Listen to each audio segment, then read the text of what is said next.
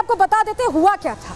Israel की सुरक्षा भेज दी गई थी। जी हाँ, इजराइल को सबसे एडवांस देश माना जाता है, लेकिन इसके बावजूद सुरक्षा भेज दी गई और जो आतंकी थे 7 अक्टूबर 2023 को हमास के आतंकियों ने सुरक्षा भेजकर शिन बेत और मोसाद जैसी जो एजेंसियां हैं वो बेखबर बनी रही और अटैक हो गया। हमास ने इजराइल पर करीब 2000 रॉकेट्स दागे थे। आप सोचिए, ईरान 181 में खुश हो रहा है, 2000 रॉकेट्स दागे गए थे और कहा गया ये जो 2000 रॉकेट्स भी है ना, ये ईरान ने ही दिए थे, क्योंकि सारी सप्लाईज यहीं से जाती हैं। ये हमला सुबह करीब 7 बजे हुआ था।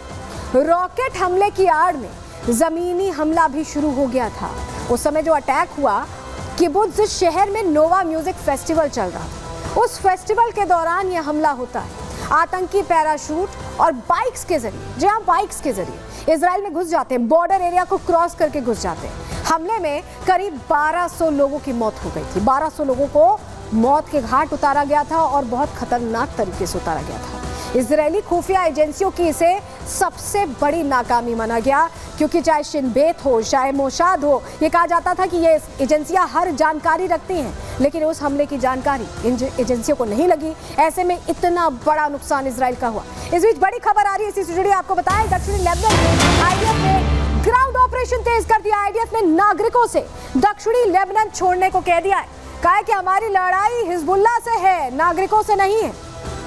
यानी अटैक्स और बढ़ने वाले हैं। आज की तारीख जो बदले की तारीख है, बदला लेने की तैयारी कर ली है इजराइल ने, और यही वजह है कि ये अपील भी कर दी है, दक्षिणी लेबनान छोड़ने की नागरिकों से अपील की गई है। ऐसे ही गाजा में अपील की गई थी। और गाजा की स्थिति क्या है, गाजा की हालत क्या है, उसको लेकर आप बिल्कुल तस्वीरों में देखकर समझ रहे हैं कि गाजा समतल हो गया है। और क्या अब लेबनान में भी, दक्षिणी लेबनान में जहां हिजबुल्लाह के ठिकाने हैं, उसे समतल करने की तैयारी है। यह अपने आप में बड़ा सवाल बना हुआ है। लेकिन आपको बताऊं, 1 साल पहले जब यह हमला हुआ था तो मैं खुद उस वक्त वहां मौजूद थी। मैंने वो हर तस्वीर, हर उस दर्द को करीब से समझा है कि कैसे हमास ने नृशंस हत्या की।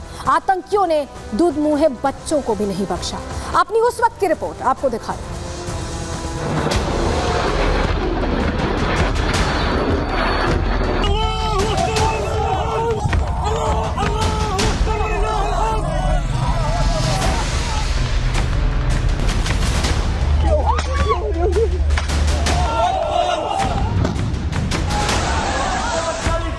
आज 7 अक्टूबर है। ये वो तारीख है जिसे इजराइल कभी नहीं भूल सकता। 1 साल पहले इसी दिन इजराइल को हमास ने वो जख्म दिया था, जिसका बदला आज भी इजराइल ले रहा है। इसे इजराइल के इतिहास के सबसे घातक हमलों में से एक माना जाता है। हमास ने दक्षिणी इजराइल में पहले तो हजारों रॉकेट दागे और फिर उसके लड़ाके पैराशूट और बाइक के जरिए बॉर्डर क्रॉस कर इजरायली सीमा में घुस आए। हमास के हैवानों ने इजराइल में घुसपैठ करके हैवानियत की सारी हदें पार कर दी। बॉर्डर पर तैनात सैनिकों की हत्या की, नोवा म्यूजिक फेस्टिवल में शामिल महिलाओं की अस्मत लूटी, बच्चों और लड़कियों का अपहरण कर लिया। आतंकियों के सामने जो भी आया उन पर अंधाधुंध गोलियां बरसाई गई। इस हमले में करीब 1200 लोगों की जान चली गई। हमास के हमले के बाद रिपब्लिक भारत की टीम इस बॉर्डर एरिया पर पहुंची थी, जहां से आतंकियों ने घुसपैठ को अंजाम दिया था। यही वो जगह है जहां से हमास के आतंकी आए थे। 70 की संख्या में आतंकी इसी फेंसिंग को तोड़कर आते हैं। आप देख पा रहे हैं मेरे पीछे की तरफ गाजा पट्टी है, और इस फेंसिंग को तोड़कर 70 की संख्या में जब आतंकी घुसते हैं तो लगातार कत्लेआम मचाते हैं, नरसंहार करते हैं, और लोग जब तक कुछ समझ पाते तब तक विनाश लीला शुरू हो चुकी थी। आक्रामकता इतनी ज्यादा थी कि लोगों के लिए समझ पाना मुश्किल था। और उसके बाद क्या होता है आपको पता है। वो दिन, वो काली रात लोग भूल नहीं पा रहे हैं। हमास के हैवान बॉर्डर तक ही नहीं रुके, आतंकी रिहायशी इलाकों में दाखिल हुए, घरों पर अंधाधुंध गोलियां बरसाई, दुधमुहे बच्चों को अपने साथ उठा ले गए। इजराइल के हर घर में बंकर मौजूद है, और ये बात आतंकियों को मालूम थी। यही वजह है कि आतंकियों ने घरों पर रॉकेट लॉन्चर से अटैक किया था। आतंकियों ने अपनी क्रूरता की सारी हदें पार कर दी।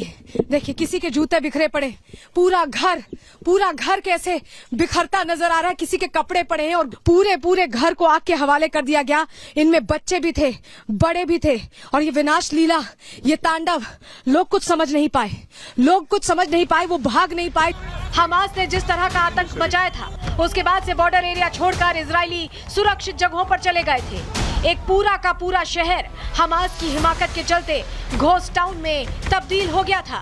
अंधेरा है इस घर में, पूरे घर को आग के हवाले किया गया और जो लोग अंदर मौजूद थे वो भी इसी के साथ जिंदा जले हैं। ये हमास के जो आतंकी वो कितने हद तक क्रूर हैं, कितने बर्बर हैं, ये तस्वीरें बता रही हैं। ये जो अंधेरा है ये इस पूरे शहर में अब बस गया है, क्योंकि यहाँ अब कोई नहीं रहता, यहाँ अब कोई नहीं रहता, ना यहाँ कोई जिंदगी बसती। आगे आपको ले चलते हैं, अगले घर की भी तस्वीर। पूरा इलाका ऐसा ही है। आप पूरे इलाके पर नजर डालेंगे तो आपको इसी तरह के हालात दिखेंगे। देखिए एक और घर, मेरे विजय सुरेंद्र रावत आपको तस्वीर दिखा रहे हैं। ये मकान था, कभी यहाँ पर घर हुआ करता था, लोग रहते थे, लेकिन अब सिर्फ एक मकान है और किस तरह से जल चुका है ये आप तस्वीरों में देख रहे हैं। हमास के आतंकी अपने साथ कहर का पूरा सामान लेकर आए थे।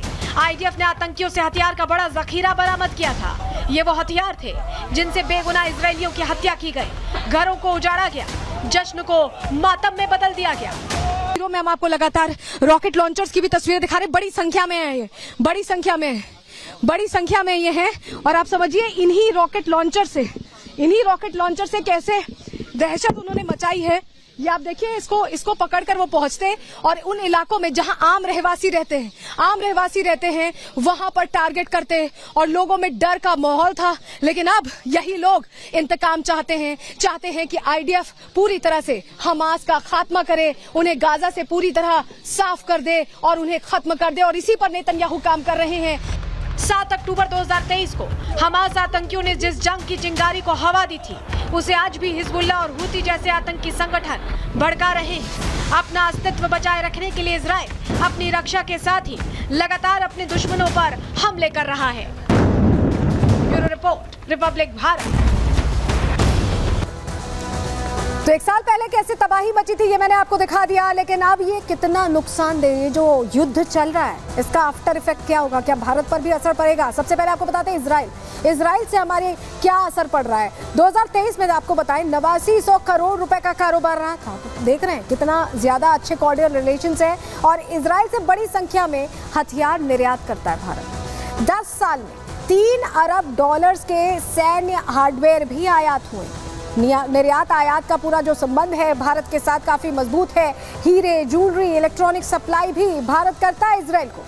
तो आप सोचिए, मोती, कीमती पत्थरों और रासायनिक उत्पादों को आयात करता है, तो ये पूरा सब कुछ अभी फिलहाल असर इस पर पड़ रहा है। और ईरान के साथ भी भारत डिप्लोमेसी में सबसे माहिर देश है और ऐसे में ईरान के साथ भी बहुत अच्छे संबंध हैं। जंग जारी रहने से आयात पर असर पड़ेगा। कच्चे तेल की सप्लाई कम होने से दाम बढ़ सकते हैं, क्रूड ऑयल आता है वहां से। विदेशी मुद्रा भंडार पर भी प्रभाव दिख सकता है इसका। और ईरान से मेवा, केमिकल और कांच के बर्तन आते हैं। ईरान ने 2022-23 में आपको आंकड़ा बता रहे 10 लाख मीट्रिक टन चावल भारत से खरीदा था। तो ये असर भारत पर पड़ सकता है। और जो रिलेशंस हैं उसको लेकर देखिए, जो युद्ध होगा वो हर तरह से असर तो करता ही। लेकिन अब आपको बताएं कि भारत की कूटनीति का लोहा पूरी दुनिया मानती है, ईरान भी मानता है। क्यों हम ऐसा कह रहे हैं आपको बताते हैं।